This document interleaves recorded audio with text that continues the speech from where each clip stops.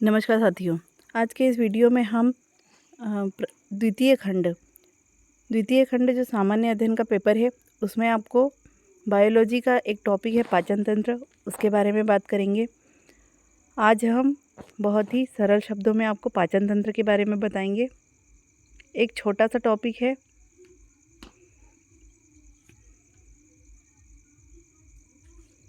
सबसे पहले हम देखते हैं पाचन तंत्र।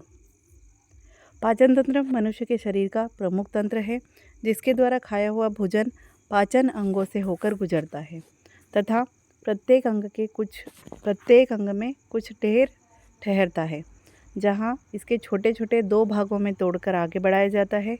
आगे जाकर भोजन में पाचन ग्रंथियों द्वारा निगलने वाले पदार्थ इसका पाचन करते हैं और अंत में भोजन के पाचन के पश्चात अवशोषित होकर व्यर्थ पदार्थ बाहर निकालने वाले तंत्र को पाचन तंत्र कहते हैं।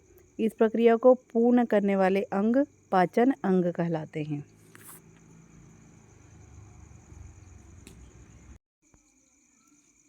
मनुष्य का पाचन तंत्र कुछ इस प्रकार का दिखाई देता है।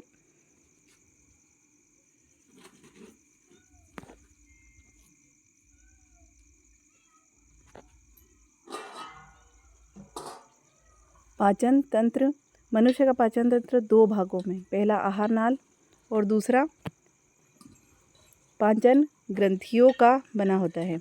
आहार नाल मुख गुहा से प्रारंभ होता है, जिसमें भोजन विभिन्न अंगों में होकर गुजरता है।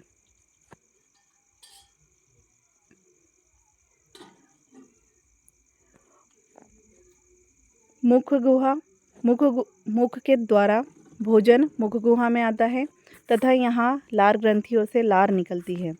लार में उपस्थित एंजाइम टाइलिन भोजन के जटिल कणों को सरल और छोटे कणों में तोड़ता है और यहाँ इससे स्टार्च का पाचन होता है।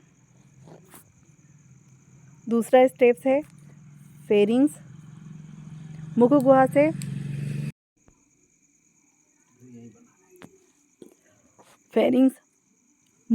से भोजन फेरिंग्स में पहुँचता है।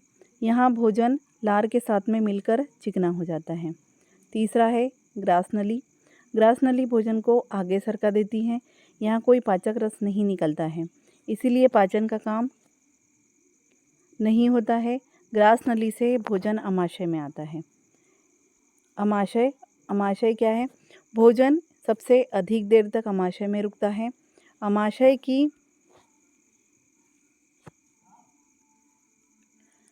दीवार में अनेक ग्रंथियां पाई जाती हैं, जिन्हें जठर ग्रंथियां कहते हैं।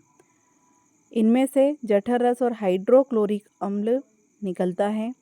इसमें प्रोटीन का पाचन होता है और हाइड्रोक्लोरिक अम्ल के कारण भोजन का माध्यम अम्लीय हो जाता है। 5वीं स्टेप है छोटी आंत। इसमें पित्ताशय यकृत में पाई जाने वाली ग्रंथि से निकला पित्त रस अग्नाशय से बना अग्नाशयी रस आकर मिलता है। इससे भोजन का बहुत अधिक मंथन हो जाता है। और 6वां है इलियम।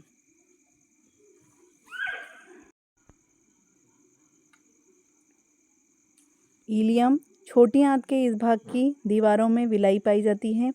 ये अंगुली नुमा उभार जैसा होता है। यहाँ भोजन का पाचन पूर्ण हो जाता है। छोटी आंत द्वारा भोजन अवशोषित हो जाता है।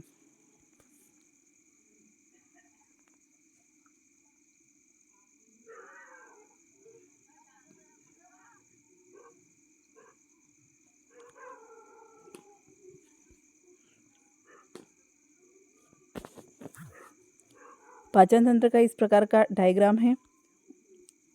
मुख गुहा, ग्रसनी, ग्रसिका, उसके बाद में अमाशय, अग्नाशय, छोटी आंत और बड़ी आंत, और उसके बाद पाचन छोटी आंत मलाशय में गुदा से बाहर निकल जाता है। उसके बाद बड़ी आंत के अवशोषण के पश्चात भोजन का अनुपयोगी अपशिष्ट भाग छोटी आंत में पहुंचता है, जिनमें से पानी का अवशोषण कर लिया जाता है, जिससे अनुपयोगी भोजन अर्ध ठोस अवस्था में आ जाता है और गुदा द्वारा बाहर कर दिया जाता है। पाचन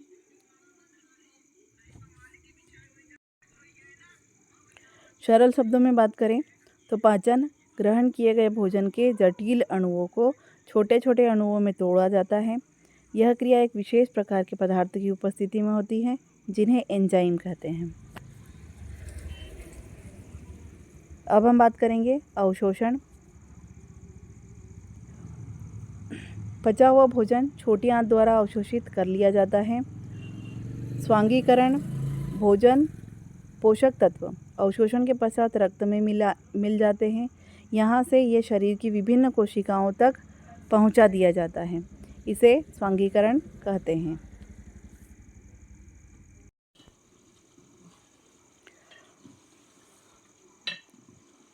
लास्ट प्रक्रिया है बहिर्क्षेपण। अनुपयोगी अपशिष्ट को, जिसे मल कहा जाता है, शरीर से बाहर निकालने की प्रक्रिया को बहिर्क्षेपण कहते हैं। अनुपयोगी अपशिष्ट के भाग से पानी का अवशोषण बड़ी आंत द्वारा कर लिया जाता है। ये था पाचन तंत्र। नेक्स्ट वीडियो में हम एंजाइम्स के बारे में बात करेंगे।